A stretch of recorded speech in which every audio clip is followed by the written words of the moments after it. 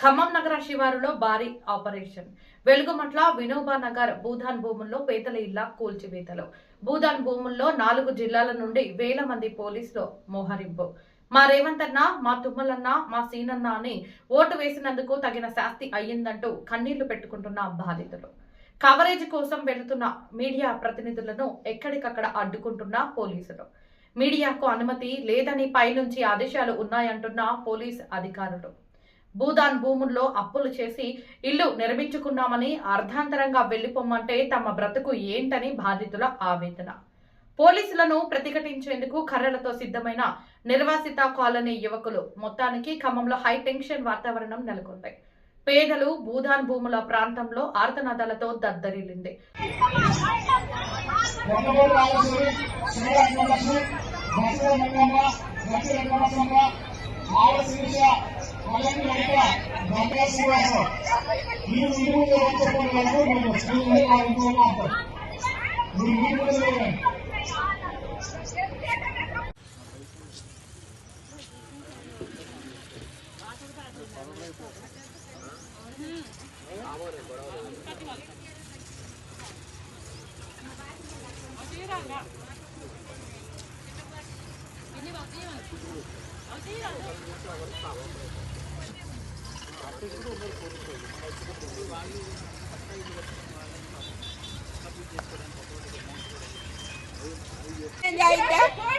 మాకు ఇప్పుడు కష్టపడి కట్టుకున్నాం. ట్యాంక్ కాడి నుంచి 2 గుట్టలు సన్న, ఇప్పుడు ఇది 3వసారి మేము కట్టుకోవటం.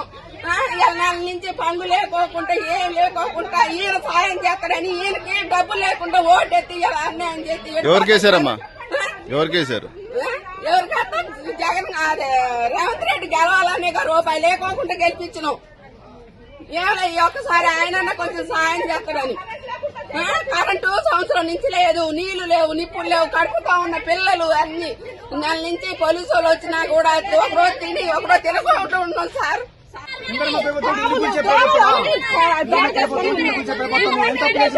ముందుగా చెప్తా పక్కకు పోతుందా 8 సంవత్సరాల నుంచి ఉంటాను చెప్పి బాబు మీ కాదు చెప్తాను. ఎవరు చెప్పు లేదా ఏం లేదా అటాటకు వచ్చి హైకోర్టు ఆర్డర్లు వచ్చినా ఏటి కావాలనిచ్చినా ఏమీ చేయరా. ఇది న్యాయమేనా?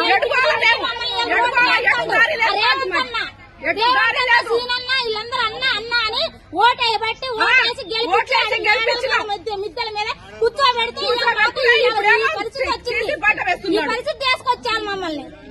మా సంవత్సరాలు బట్టి ఉంటున్నాం ఉంటున్నామండి. కనీసానికి ఎప్పుడు ఏ రోజైనా కంటి నిండా నిద్రపోలేదు మేము.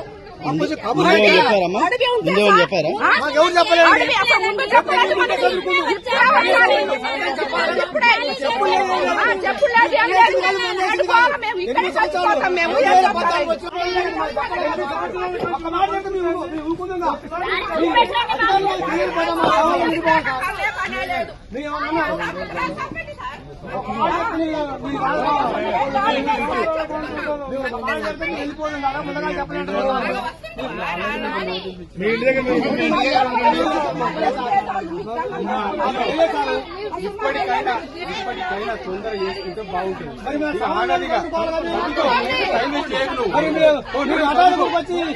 దారి లేదా